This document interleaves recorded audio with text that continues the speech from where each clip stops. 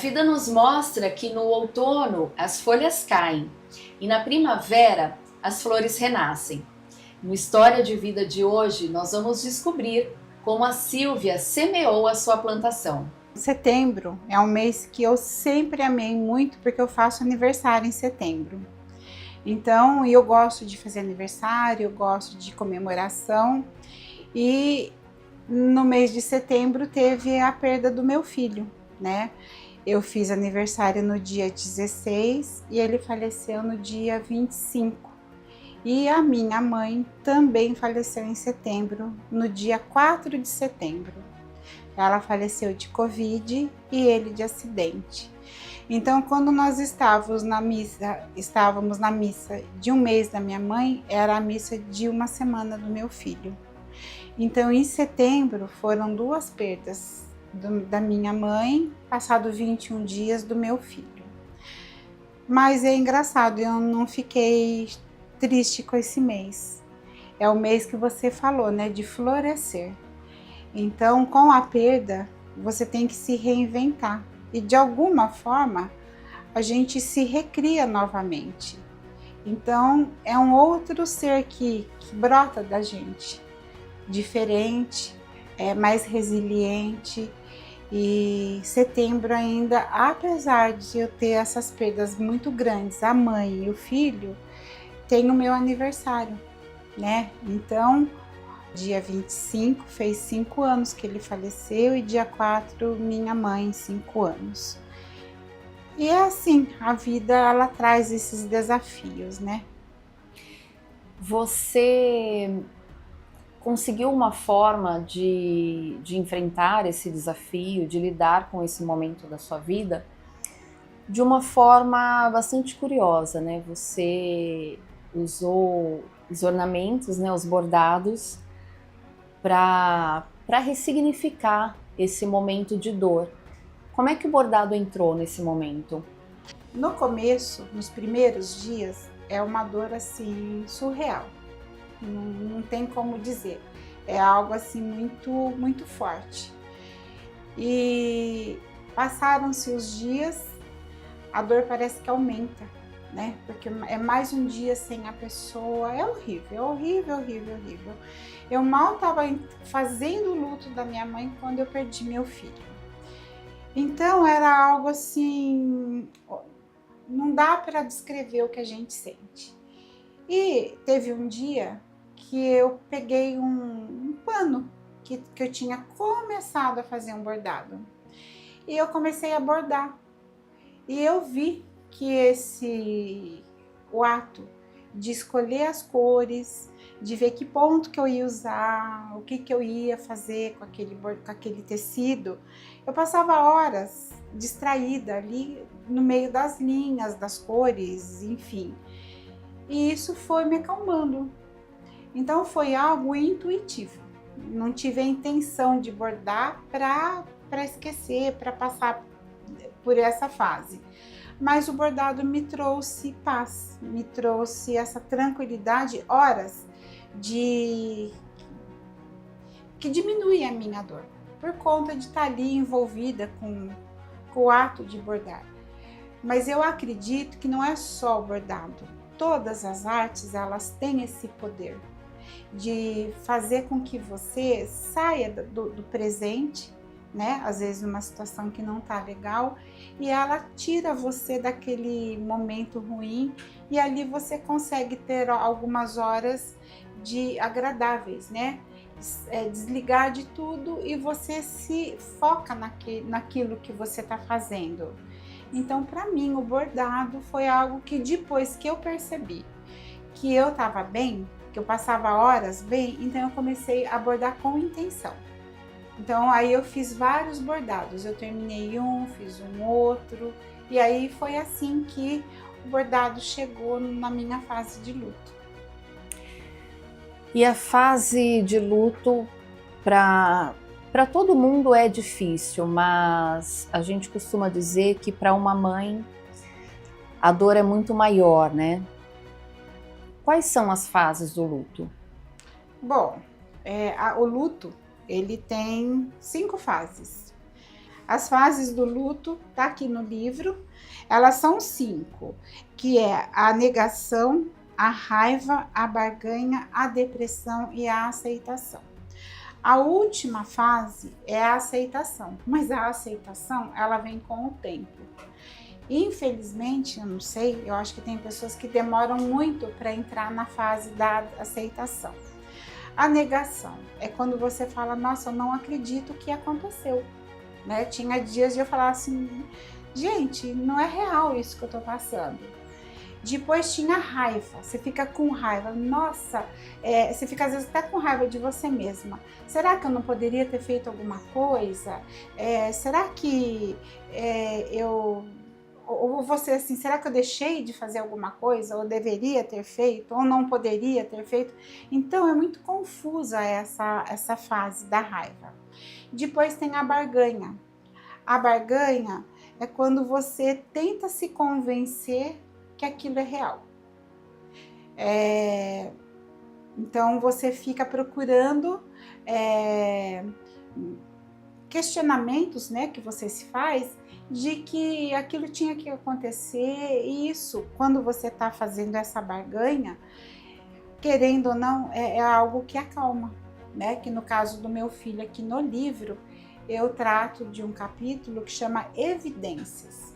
No dia do falecimento dele, tiveram evidências que depois que ele faleceu, que você vai passando os dias e você lembra de tudo, você fala, não adianta, era para ser aquele dia.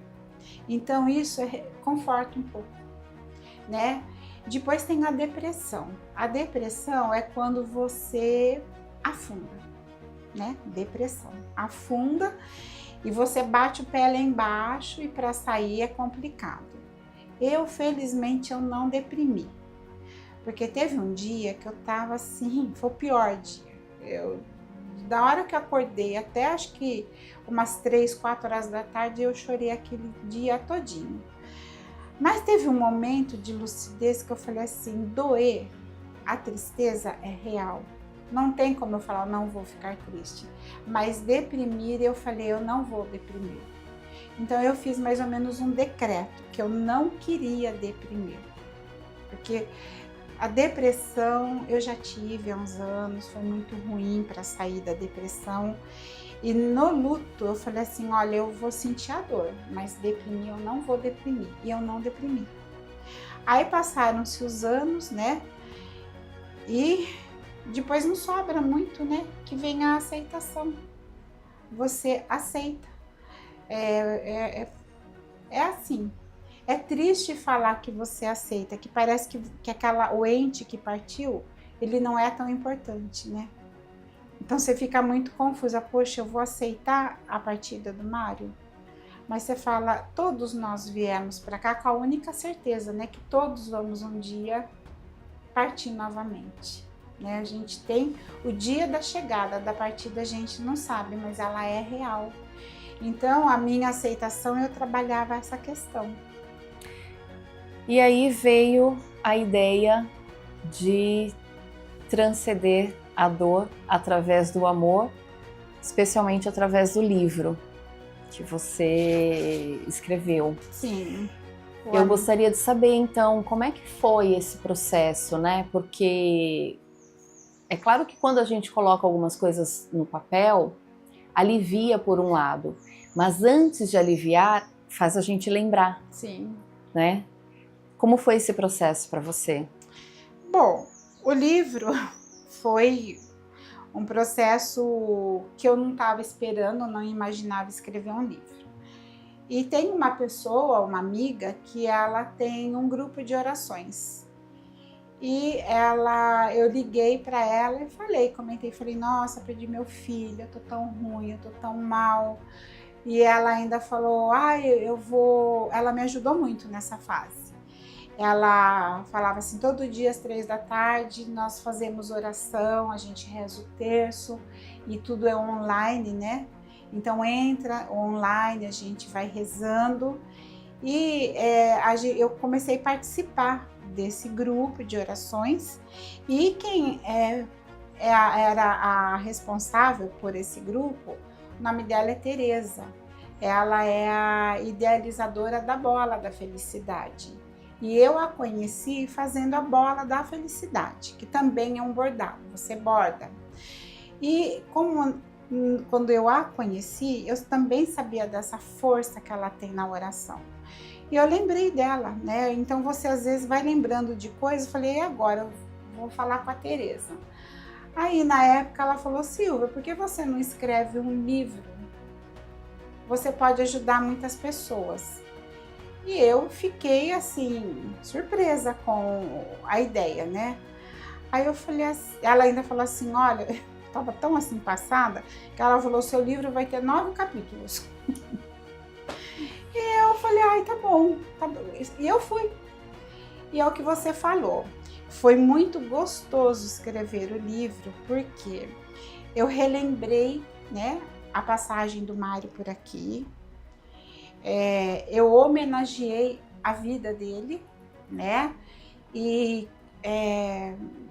eu coloquei as fases do luto, né? Para as pessoas que lerem o livro, essas fases estão lá. E essas fases, elas são muito interessantes quando a pessoa está na fase do luto, porque quando ela está naquela confusão de sentimentos e ela consegue se colocar, nossa, hoje eu estou na negação, na barganha, então ela sabe que tudo aquilo que está acontecendo com ela é natural, né? São coisas que são naturais. Então, às vezes, no dia você passa por várias fases, menos a aceitação. E eu passava pela raiva, pela barganha, pela tristeza, e era aquela confusão, mas eu sabia o que eu estava sentindo, era uma coisa inerente ao luto. Então eu acho que foi assim também algo que ajudou muitas pessoas a se entenderem nessa fase do luto. E foi assim que surgiu o convite de eu escrever um livro. Então aí eu falava assim, meu Deus, e o título que eu vou pôr? Um anjo que partiu, sabe? Aí, no processo de escrever o livro, foi brotando, né, a transcendência, a palavra transcender. E aí ficou, o amor transcende a dor. Quando você ama, até mesmo quem partiu, você transcende a dor. Fazer um bordado, você transcende a dor, né? Então, foi assim que surgiu o nome de Transcender. E também, né, quando eu estava escrevendo, quando acontece algo muito impactante, a gente tem que ressignificar. O ideal é ressignificar, né? O ideal é renascer. O ideal é você fluir novamente na vida, porque tinha dias de eu olhar assim, sabe? Tudo era branco e preto no início. A vida parece que era algo parado, não tinha movimento, as cores sumiam, parece que eu não via nada colorido. E aí os dias foram passando, né? E os meses foram passando, e eu fui voltando a enxergar um dia mais colorido, a ver parece que existia mais movimento, a vida parece que estava voltando. Então não deixa de ser uma transcendência, né? Eu acredito que Deus é o maior artista que nós temos, porque quando a gente olha pela janela, a gente vê cores assim que só Ele mesmo seria capaz de propor para a gente, né? Exatamente, através da natureza, né? Através do mundo. E você, me parece aqui desse lado, que você uniu a fé e a arte para ressignificar, para transcender essa dor. Sem fé, eu acho que a gente é um saco de batata, porque a fé é que te dá sustentação na vida, né? Para mim. Então a fé sempre foi algo que a espiritualidade, que eu sempre fui muito voltada à espiritualidade. Nos primeiros dias do luto, a espiritualidade sumiu. É o que eu falo, né? A vida para e fica tudo parado. Aí foi passando o tempo, eu felizmente nunca tive raiva, assim, de Deus, né? Eu ainda pensava, gente, todo mundo nasce, cresce, morre. O Mário foi antes. Mas eu não tinha assim, Deus, por que você fez isso? Revolta. Isso nunca eu tive. Eu sentia no meu coração que o Mário foi no dia que ele tinha que ir. Então, isso eu aceitei a partir dessa forma.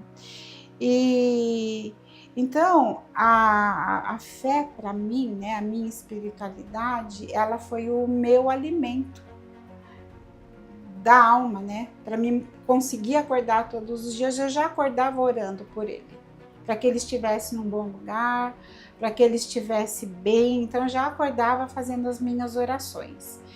E, como eu falei, eu não tive a revolta. E o que a arte ela traz? Você exerce a criatividade. Eu tive que me recriar, né? Assim, recriar meus pensamentos, porque não é fácil você ter uma perda. Então eu tinha que conversar comigo mesma, Silvia. Aí eu conversava. Eu dava às vezes algumas ordens para mim, né?